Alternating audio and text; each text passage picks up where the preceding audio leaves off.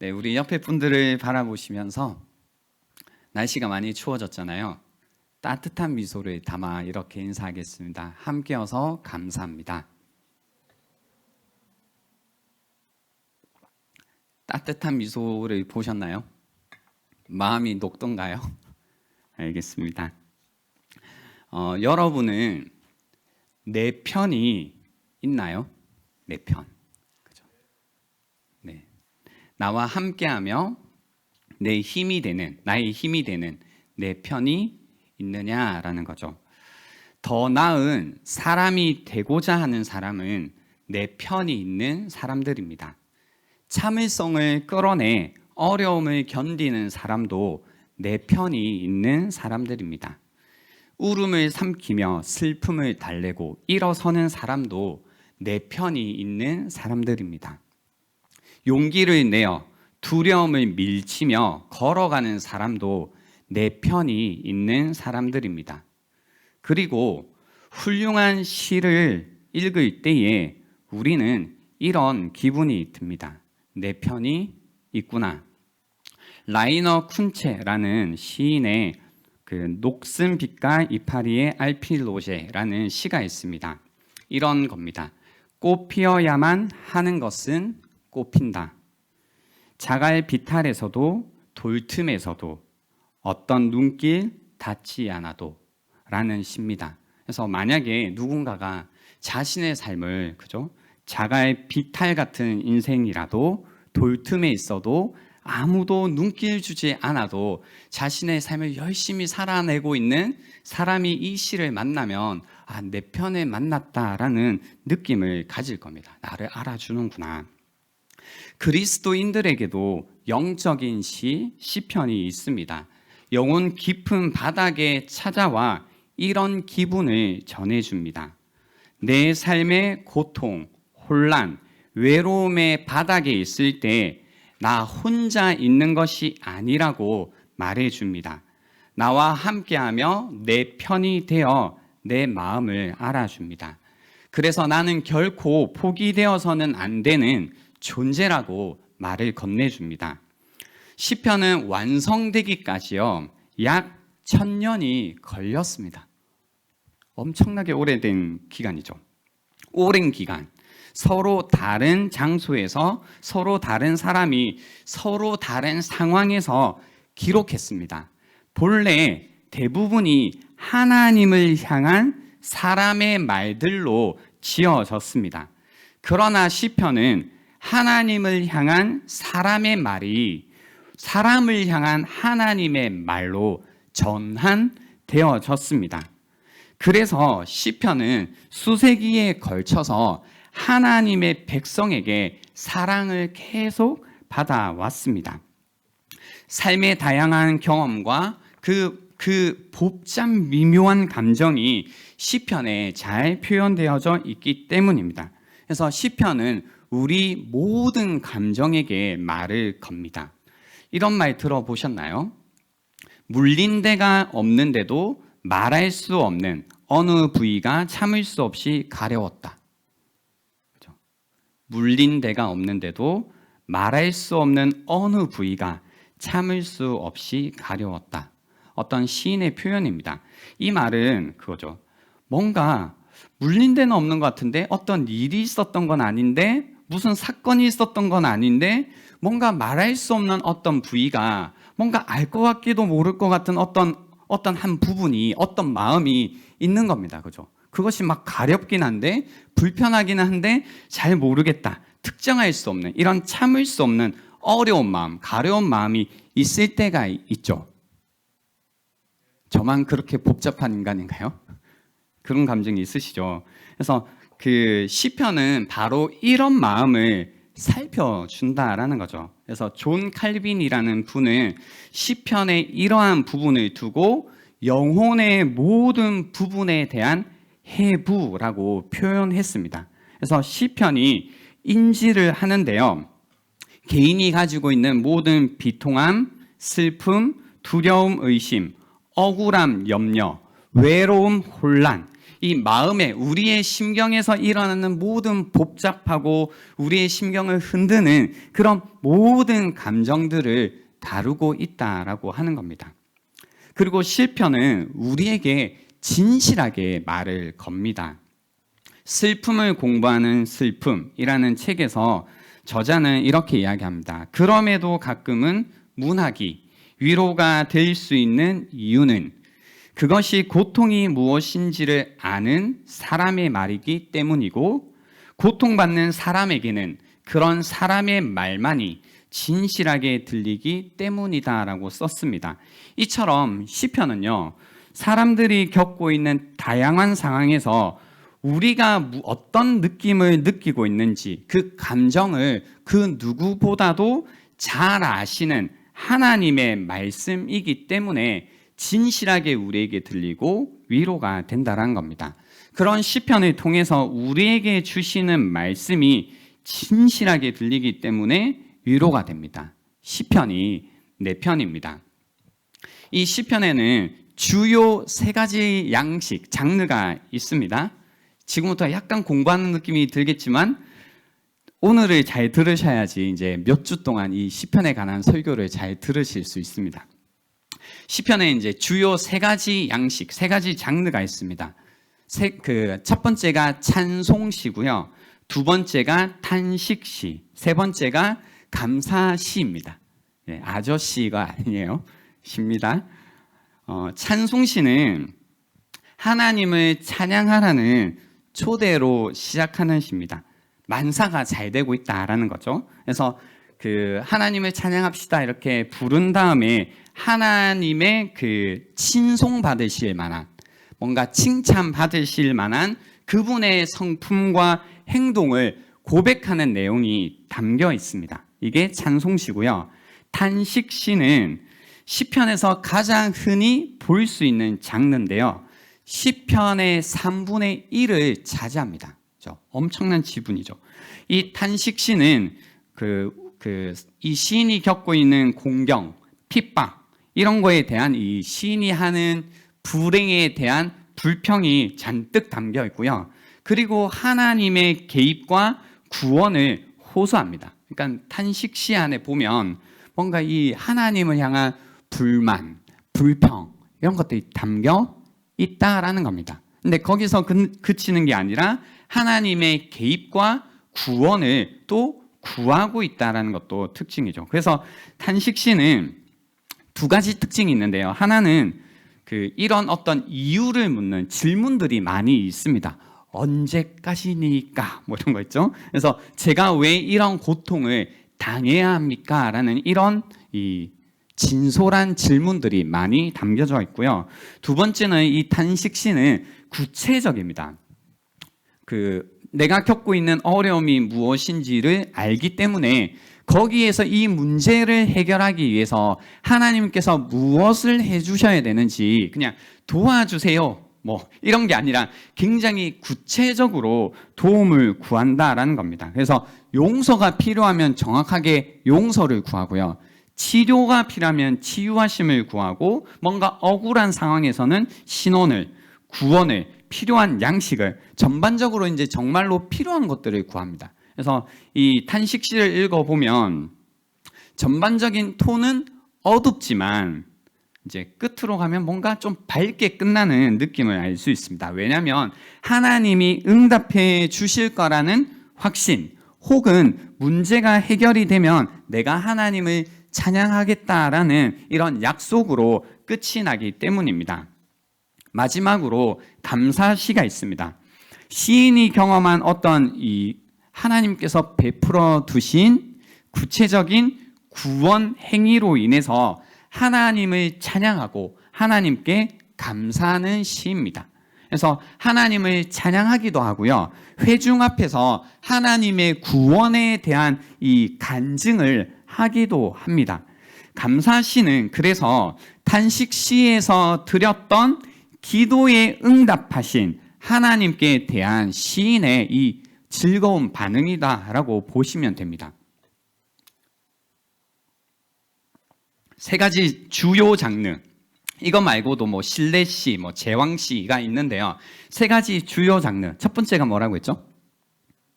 찬양시. 두 번째 탄식시. 세 번째 감사시. 그죠? 그냥 시가 붙으니까 뭔가 좋네요. 이 시편이라는 제목은요, 히브리어로 찬양의 책이라는 뜻입니다. 시편이라는 것은 히브리어로 찬양의 책이라는 겁니다. 근데 제가 그 시편에서 가장 많은 이 양이 뭐라고 했죠? 3분의 1이나 차지하는 것. 탄식시. 그죠? 탄식시. 제일 많은데요.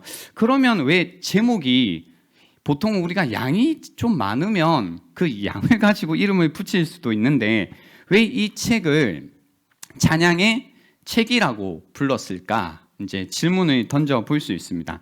시편의 내용적으로 보면 탄식시가 가장 많은 것이 사실이지만 이 시편의 끝부분에 가면요, 찬양시가 점점 많아집니다.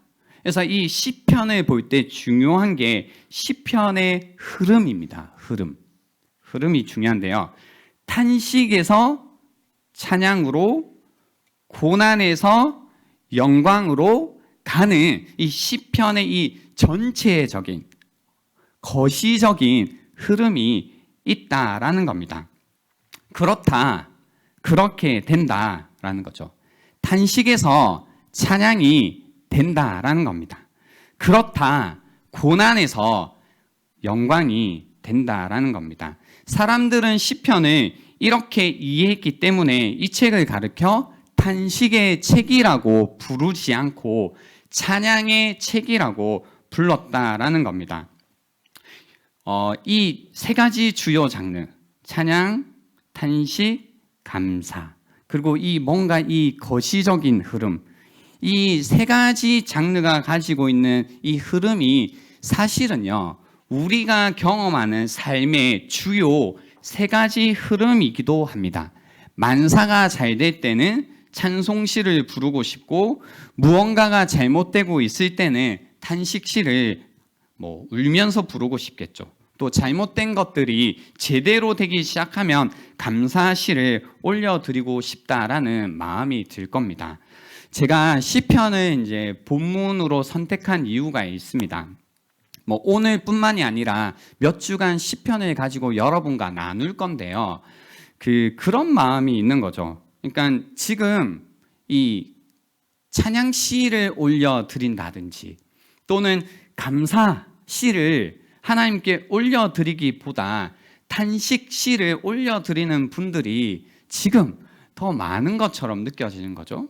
그러면 우리 마음 가운데 우리는 계속 이렇게 울다가 인생을 끝내야 되는 건가? 이렇게 괴롭다가 인생을 끝내야 되는 건가?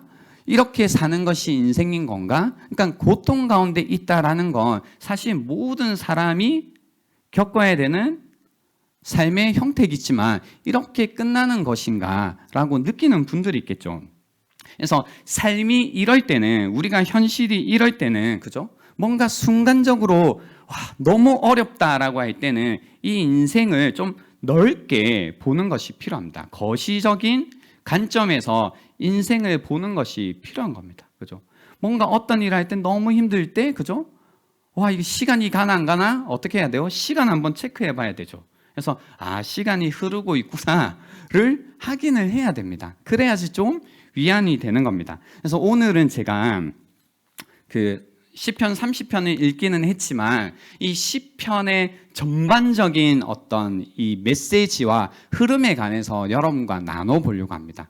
시편의 세계관에 관해서 한번 이야기를 해볼까 하는데요. 제가 준비하면서도 이제 복잡한 내용들을 단순하게 만들긴 했지만 여러분이 듣고 이해하시기 위해서는 집중이 필요하다. 그죠? 집중이 필요하다. 저는 최선을 다해서 준비했습니다. 이제 이해를 하고 못하고는 여러분의 몫입니다. 집중해서 들으실 수 있겠죠? 좋습니다. 마음을 먹으시고요. 시편은 이제 크게 보자고 했으니까 5권의 책으로 구성되어 있습니다. 여러분 성경이 있으시면 시편 한번 펴보세요.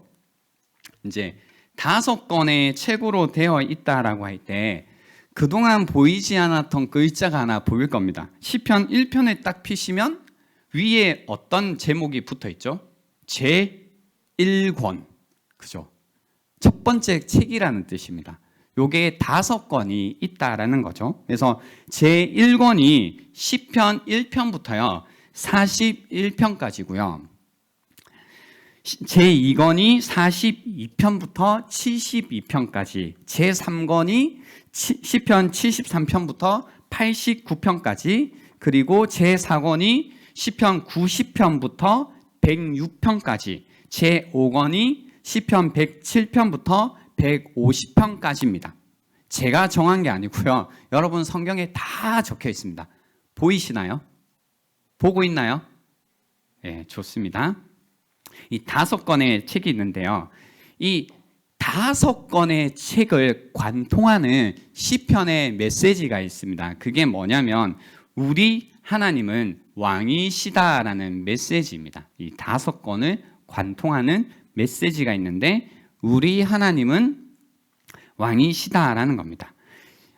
제가 이 시편이 1000년에 걸쳐서 만들어졌다고 했잖아요. 그죠? 그러니까 1000년 동안 만들어지고 다양한 사람들이 만들면서 이제 1000년 뒤에 뭔가 이게 지금의 형태, 이 5권의 형태로 완성이 되었을 거 아니에요. 그죠? 맞나요? 이때 이 5권으로 뭔가 시편이 딱 완성되었을 때 그때 이 시편을 사용했던 사람들의 상황이라는 게 있습니다. 굉장히 절박한 상황 속에서 이 시편 5권이 만들어졌는데요. 이 당시에 이제 이스라엘인들의 믿음이라고 하면 사실 삶의 모든 것인데요.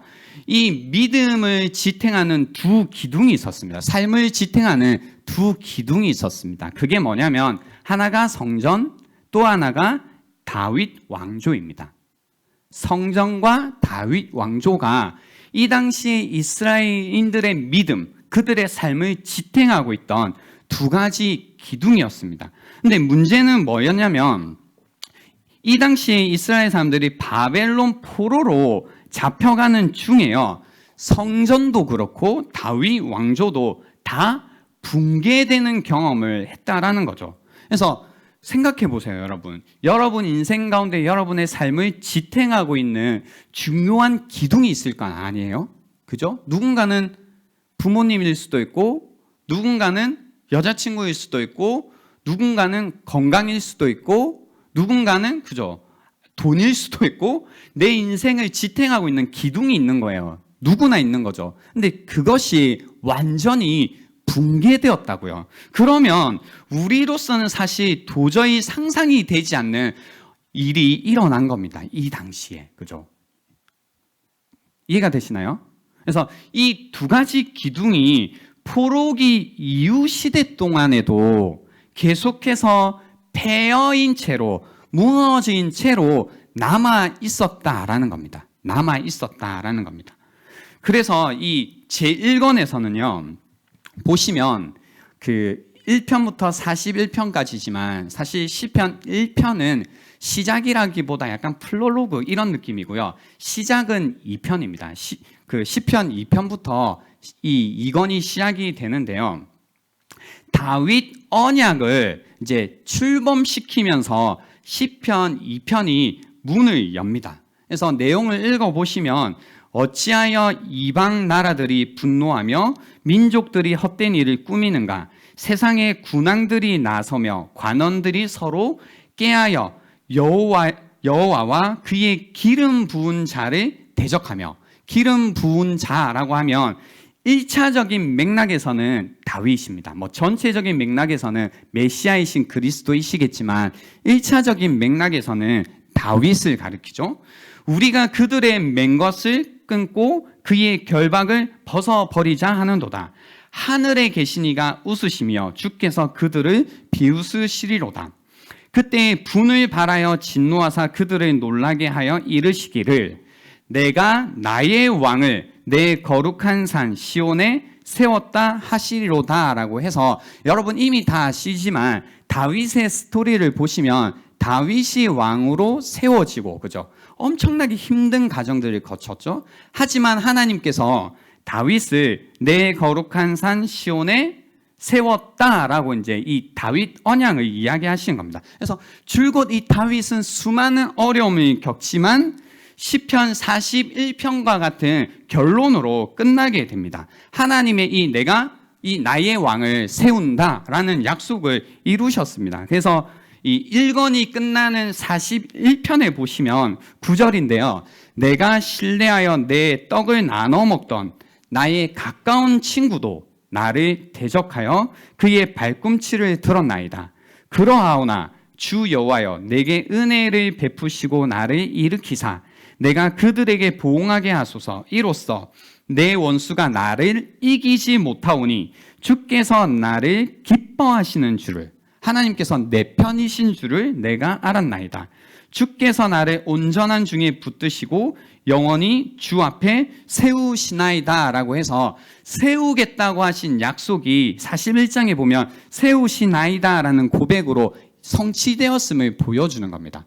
이 1권의 이야기가 이해가 되시죠? 일단 다윗의 이야기라는 거죠. 하나님께서 다윗을 세우겠다. 다윗 언약이 있고 다윗을 그래서 언약 가운데 세우겠다 하셨는데 세우셨다. 이걸로 끝인 겁니다. 그리고요, 다윗이 영원히 사는 게 아니잖아요.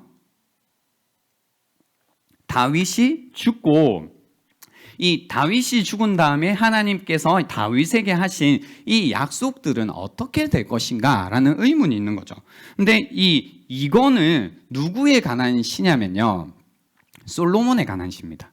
솔로몬이 누구죠? 다윗의 아들이죠. 그래서 다윗 언약이 솔로몬에게 유효하게 잘 이어졌음을, 양도되었음을 보여줍니다. 어디에 나오냐면요, 시편 72편, 이 2권의 마지막인 72편에 나옵니다. 그래서 여러분이 성경을 쫙 펴가지고 시편 72편을 펴시면 이게 제2권의 마지막인데 누구의 시라고 적혀 있어요? 솔로몬의 시라고 적혀 있죠. 결코 우연이 아니다라는 겁니다. 그죠? 그래서 8절에 보시면 하나님께서 이제 다윗에게 하신 약속들이 어떻게 이루어졌는지, 솔로몬에게 그가 바다에서부터 바다까지와 강에서부터 땅끝까지 다스리리니 광야에 사는 자는 그 앞에 굽히며 그의 원수들은 티끌을 핫을 것이며 다시스와 섬의 왕들이 조공을 바치며 스바와 시바 왕들이 예물을 드리리로다. 모든 왕이 그의 앞에 부복하며 모든 민족이 다 그를 섬기리로다 라고 끝난 겁니다. 실제로 이제 이 역사를 보면 솔로몬 시대 때 이랬던 거죠. 그러니까 하나님께서 다윗에게 하신 약속들이 솔로몬 시대에도 이루어졌음을, 이제 성공적으로 약속이 잘 이어져 가고 있음을 보여주는 겁니다. 이건까지요. 됐나요? 찬양시죠. 뭔가 전체적으로 잘 되고 있구나. 3권에 가면요, 이제 73편부터인데 갑자기 이 글의 어조가 엄청나게 달라지기 시작합니다. 그리고 마지막인 이 3권의 마지막이 몇 편이에요? 89편인데 89편 한번 펴보세요. 이제 마지막인데 이 89편은 처음에 시작은 잘한 것 같은데 뒤로 가면 뒤로 갈수록 뭔가 엄청난 고뇌가 담겨 있습니다. 이 다윗 언약을 이어갈, 이제 솔로몬까지는 그래 그 약속들이 잘 이어져 왔는데 이제는 이 다윗 언약을 이어갈 왕 자체가 사실 부재하기 시작하고, 또 이 그 포로기 이후에 뭔가 이 공동체 안에 그러면 우리는 도대체 어떻게 되는 거지? 이 약속이 다윗과의 언약이라는 하나님과의 이 약속이 어떻게 이어져 가는 건가? 약속을 이을 왕이 없구나. 우리는 어떻게 되는 건가? 이런 안타까운 마음에서, 이런 고뇌 가운데서요, 이 시편 89편 49절에 보면 이렇게 표현한 거죠. 주여, 주의 성실하심으로 다윗에게 맹세하신, 약속하신, 언약하신 그 전에 인자하심이 어디 있나이까? 라고 묻는 거죠. 인자하심은 뭐예요? 헤세드죠, 헤세드. 하나님께서 약속하신 그 언약적인 사랑이라는 것은 도대체 어디 있습니까? 그죠? 이런 이야기인 겁니다. 그러니까 다윗과 하신 하나님의 그 약속이 이제는 무효가 된 것처럼, 없는 것처럼 보여진다라는 겁니다. 하나님의 약속이 너무나 멀어진 것처럼 보인다라는 겁니다. 그러면 이제 이 약속이 멀어지고 하나님이 보이지 않는 이런 상황 속에서 우리는 도대체 어떻게 살아야 되는가? 그죠? 우리는 어떻게 살아야 되는가? 하나님의 인자하심이, 하나님의 그 헤세드가, 하나님의 그 신실하심이, 하나님의 약속이 보이지 않는 상황 속에서 우리는 어떻게 살아야 하는가? 시편 89편의 이 고뇌 어린 울부짖음에 관한 답이 이 사권에 나오는 겁니다. 그죠? 사권에. 그래서 사권이 중요합니다. 그래서 사권은요, 어떤 선포가 계속 반복적으로 나오냐면요, 잘 들어보세요. 하나님이 왕이시다, 하나님이 다스리신다라는 선언이 계속 나옵니다. 제가 잠시 나온 부분들을 읽어드리면요, 93편 1절에 여호와께서 다스리시니, 95편 3절에도 여호와는 크신 하나님이시오 모든 신들보다 크신 왕이시기 때문이로다. 96편 10절에도 모든 나라 가운데서 이르기를 여호와께서 다스리시니 세계가 굳게 서고 흔들리지 않으리라. 97편 1절에도 여호와께서 다스리시리니 나니, 99편 1절에도 여호와께서 다스리시니 만민이 떨 것이요 여호와께서 그룹 사이에 자정하시니 땅이 흔들릴 것이로다라고 해서, 보세요, 이런 겁니다. 여러분, 어떻게 살아야 되나? 하나님의 사랑이 느껴지지 않는다, 하나님의 사랑이 보이지 않는다, 하나님의 그 인자하심이, 그 인자하심 가운데 우리에게 베푸셨던 그 하나님의 약속이 나는 보이지 않는다. 하나님, 이런 시대 가운데 우리는 어떻게 살아야 하나요? 라는 질문에 관해서 시편이 우리에게 던져주는 대답은 뭐냐면, 하나님이 왕이시다, 하나님이 다스리신다라는 겁니다. 그래서요, 그런 마음 가운데, 그런 상황 가운데 성경은 우리에게 뭐라고 얘기를 하신 거냐면, 그런 상황 속에서 하나님이 왕이시다, 하나님이 다스리신다는 믿음으로 살아가라는 겁니다. 여러분, 혹시 그래서 여러분 가운데 이 답답하고 현실이 어두운 가운데 계시다면 어떤 고백으로 살아가셔야 되냐면, 어떤 믿음으로 살아가셔야 되냐면, 하나님이 왕이시다, 하나님이 다스리신다라는 이 믿음으로 살아가셔야 된다는 겁니다. 그래서 한번 외쳐봅시다. 옆에 분들에게 이렇게 얘기해 주는 거죠. 믿음으로. 하나님이 왕이십니다, 하나님이 다스리십니다.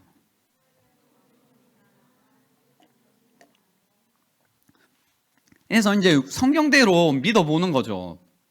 뭔가 힘들다, 어렵다 할 때 뭐라고 얘기하는 거죠? 하나님이 다스리신다. 그죠? 하나님의 사랑이 느껴지지 않아서 내 마음에 평안이 없는 것 같다. 그럴 때 뭐예요? 하나님이 왕이시다. 하나님의 약속이 뭔가 멀어진 것 같다, 내가 너무 초라해진 것 같다. 그때 외치는 겁니다. 하나님이 다스리신다. 외치는 겁니다. 제가 이 말씀을 준비하면서 답답할 때 한번 외쳐봤거든요. 차 안에서 혼자 크게. 괜찮더라고요. 해보시기 바랍니다. 이번 한 주간 지내시면서 많이 외치세요. 답답하면 외치시는 겁니다. 하나님이 다스리신다, 하나님이 왕이시다. 이렇게 살아가는 겁니다. 그래서 눈에 보이는 증거가 정반대일 때조차, 그죠? 그리고 실제적인 상황이 뭔가 아무것도 아닌 것처럼 느껴질 때에 이 믿음으로 살아가라고 시편이 말해주는 겁니다. 그리고 이제 마지막 제5권은요, 우리가 만약에 이런 상황 속에서 이런 믿음 가운데 살아가고 있다면 순종의 삶을 살라고 이야기합니다. 하나님의 말씀을 지키며 사는 삶을 살라고 이야기하는 겁니다. 그래서 이 제5권의 중심은 시편 110 몇 편일까요? 9편입니다. 가장 길지만 그 안에 말씀이, 하나님의 말씀에 관한 강조가 여기 담겨 있는 겁니다. 하나님이 왕이시라면, 하나님께서 다스리신다고 우리가 정말로 믿음으로 고백했다면 하나님의 말씀을 따라 사는 순종의 삶을 살아라 라고 이야기해 주는 겁니다. 그래서 하나님이 왕이시다, 하나님이 다스리신다라는 믿음 가운데 하나님의 말씀대로 순종하며 산다라는 거죠. 그래서 저는 여기에서 우리가 어떤 상태에 있는지 딱 볼 수 있겠다 싶었어요. 뭐냐면 내가 하나님의 말씀대로 순종하고 살지 않는 건 어쩌면 우리 안에 이 믿음, 하나님이 왕이시다, 하나님께서 다스리신다, 눈에 보이는 현실과 상관없이 하나님께서 여전히 왕이시고 그분이 이 세상을 다스리신다라는 믿음이 우리 안에 있다면 지금도 그 믿음 가운데 우리는 하나님의 말씀대로 순종하며 사는 삶을 선택할 거라는 겁니다. 선택. 그래서 내가 하나님을 순종하는 것이 힘든 게 하나님의 말씀이 너무 어려워서가 아니라 우리에게 이 믿음이 없기 때문이겠죠. 눈에 보이는 현실에 이미 빠져 있기 때문에 그 눈에 보이는 현실에 흔들리고 있다면, 그래서 이 믿음이 흔들렸다면 더 이상 하나님의 말씀대로 사는 것을 포기하며 살 수도 있겠다라는 겁니다. 그래서 여러분을 돌아보실 때에 내가 그동안 하나님의 말씀대로 사는 것을 선택하지 못하셨다면 어디서부터 다시 시작하셔야 되냐면 그 믿음의 고백, 하나님이 왕이시다, 하나님께서 다스리신다라는 이 믿음의 고백이 회복되어야 된다는 겁니다. 회개를 통해서요. 그 가운데 우리는 이 순종의 삶을 살아야겠죠. 왜냐하면 하나님께서 이 세상의 왕이시니까요. 하나님께서 이 세상을 다스리고 계시니까요. 우리는 그분의 말씀대로 이 세상의 왕이신 하나님의 말씀에 순종하며 살 겁니다. 그렇게 순종하며 살 때에 이 믿음 가운데, 그죠? 순종하며 살 때에 이 삶이 어떻게 결론적으로 가게 있냐면 시편 146편, 147편, 148편, 149편, 150편까지 이 어마어마한 찬양, 송영, 찬양이 흘러나오는 겁니다. 왕이신 하나님을 예배하는 이 이야기의 클라이막스로 나아가게 된다는 겁니다. 하나님을 예배함으로 정점에 이르는 믿음과 순종이라는 거죠. 그러니까 우리가 믿음과 순종의 삶을 사는 것을 뭔가 고통과 고난으로 가는 길이 아니라 이 영광을 향하여서 가고 있는 길이다라는 겁니다. 그래서 우리가요, 이 시편의 전체적인 흐름, 이 메시지, 이 세계관을 이해하게 되면, 그죠? 어떻게 이것이 흐름이 흘러가고 있는지를 보게 됩니다. 탄식에서 찬양으로, 고난에서 영광으로. 근데 그 흐름 가운데 중요한 요소가 무엇이냐면 믿음과 순종이라는 겁니다. 그러니까 여러분에게 계속 믿음과 순종을 강조하는 이유가 여기에 있다는 겁니다. 믿음과 순종이 없이는 우리의 인생이 있잖아요. 고통이 기쁨으로, 고난이 찬양으로 바뀌는 길은 없다라는 겁니다. 다른 말로 이야기하면요. 그러나 우리가 이 어려움 가운데, 고통 가운데 믿음과 순종으로 살아갈 때에 그 인생은 어떻게 되냐면 결국은, 그죠? 영광의 자리로 가게 되어 있다는 겁니다. 이 흐름, 이것을 여러분이 볼 수 있어야 된다는 거죠. 이 거시적인 흐름이라는 것은 예수님의 삶으로도 우리에게 보여주셨습니다. 그래서 누가복음 24장 26절에 부활하신 예수님께서요, 엠마오로 가는 두 제자에게 나타나셔서 그의 삶의 이 거시적인 흐름을 저는 굉장히 길게 얘기했지만 짧게 이야기해 주셨습니다. 그리스도가 이런 고난을 받고 자기의 영광에 들어가야 할 것이 아니냐라는 거죠.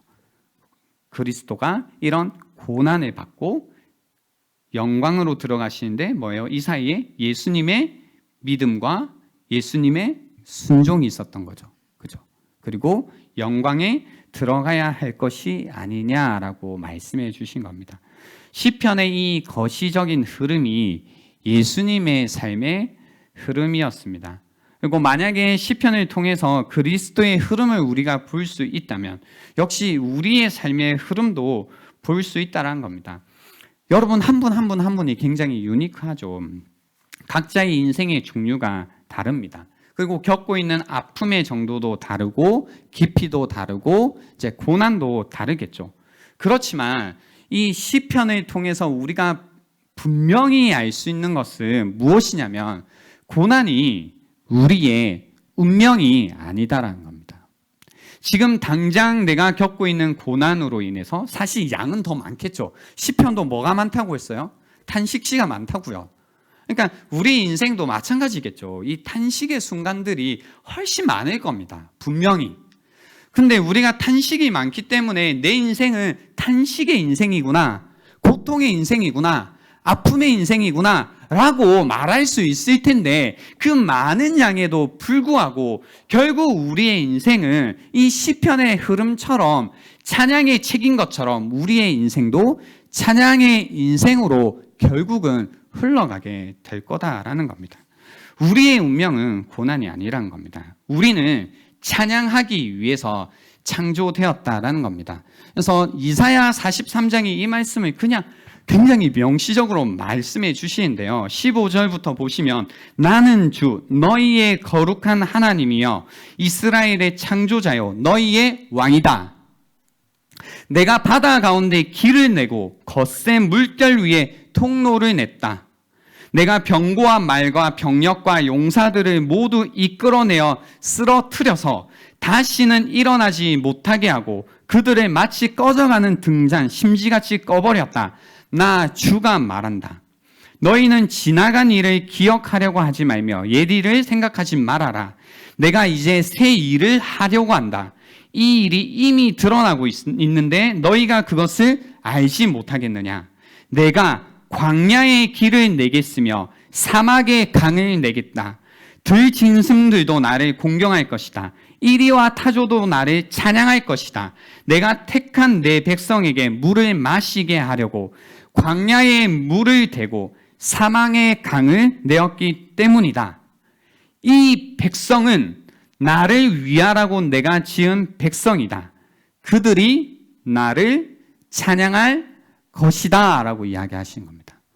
여기에서 지금 이 말씀 가운데 이 백성이 나를 찬양할 것이다 라는 건 단지 기쁜 일을 내가 생기게 해줄게 정도의 얕은 게 아니라 우리의 인생, 우리의 운명이라는 것이 고난이 아니라 찬양이고 영광이다라는 그 말씀을 이야기해 주신 겁니다. 우리의 인생은 슬픔과 고통을 겪는 것 같지만 결국은 찬양하기 위해 창조된 인생임을 하나님께서 성경을 통해서 이야기해 주시는 겁니다. 이제 말씀을 정리하려고 하는데요. 시편은 우리의 운명이 찬양이요 우리의 운명이 영광임을 분명히 가르치고 있습니다. 그래서 오늘 우리가 읽었던 시편 30절 5절에도 이렇게 기록되어 있는 겁니다. 저녁에는 울음이 깃들일지라도 아침에는 기쁨이 오리로다. 그렇죠? 우리는 이 저녁 가운데 머물고 있습니다, 사실은. 특히 올해는 더 그런 것 같죠. 밤이, 이 저녁이 굉장히 깊은 것 같습니다. 그래서 슬픔도 더 깊어졌고 아픔도 더 짙어졌죠. 그 가운데 우리의 마음 가운데 우리의 운명이라는 것이 찬양, 기쁨, 영광 이런 것이 너무나 나와 상관없는, 그래서 하나님을 찬양하고 예배하는 이런 시간이, 그죠? 우리는 예배하는 자라고 하잖아요. 이런 의미에서 예배하는 자잖아요. 근데 내가 예배하는 자라는 이런 정체성이 완전히 잊어버리고 있는 거죠. 망각되는 거죠. 내가 무슨 예배하는 자인가, 찬양하는 자인가, 내 운명이 이런데. 그러니까 여러분이 이런 슬픔 가운데, 절망 가운데, 어둠 가운데 계시면 하나님을 찬양하는 일이 세상에서 제일 힘든 일이라니까요. 찬양이 안 나오시잖아요. 예배하는 게 너무너무 어려우시잖아요. 손 드는 거 못 들겠잖아요. 그런데요, 여러분, 찬양의 책인 시편을 통해서 우리가 분명히 배우는 것은 흐름 속에서, 그래, 우리가 때로는 울 수도 있지, 때로는 아플 수도 있지. 때로는 고통 가운데 있을 수도 있지. 때로는 억울함 속에 있을 수 있지. 밤 가운데 있을 수 있지. 그러나 그렇다. 나의 운명은 찬양이 될 것이다. 그렇다. 내 운명은 영광이 될 것이다. 그렇다. 내 운명은 기쁨이 될 것이다. 이 믿음이 우리가 시편을 보는 가운데 깊게 새겨질 거다라는 겁니다. 여러분이 각자 겪고 있는 어려움이 있을 겁니다. 우리가 이 시편은 내 편이라는 시리즈를 계속해 나감 가운데 하나님께서 분명히 그 여러분의 마음 바닥마다 찾아가셔서 여러분 외로움 가운데, 고통 가운데, 슬픔 가운데, 죄책감 가운데 다가가셔서 말을 걸어 주실 겁니다. 그 시편 말씀을 통해서 여러분에게 말을 걸어 주시고 하나님께서 여러분의 편이 되어 주셔서 다시 위로하시고 힘주시고 격려하시고 여러분을 이끌어 주시는 그런 시간이 될 거다라는 겁니다. 시편은 내 편입니다. 그런 시간이 될 수 있으면 좋겠습니다. 오늘 들었던 말씀을 한번 묵상해 보는 시간이 되면 좋겠는데요. 여러분의 이제 그 좁은 시야, 그죠? 너무 괴로운 인생에서 한번 시야를 넓혀 보세요. 그리고 거시적 흐름. 오늘 시편을 통해서 우리가 들은 말씀을 통해서 내 흐름이 지금 여기긴 한데 내 운명은 찬양이구나. 내 운명은 영광이구나. 나는 찬양하는 자구나. 나는 예배하는 자구나. 라는 생각 가운데 다시 여러분의 현실을 해석해 보시고 바라보실 수 있는 그런 시간이 되면 좋겠습니다. 묵상하는 시간을 드리겠습니다.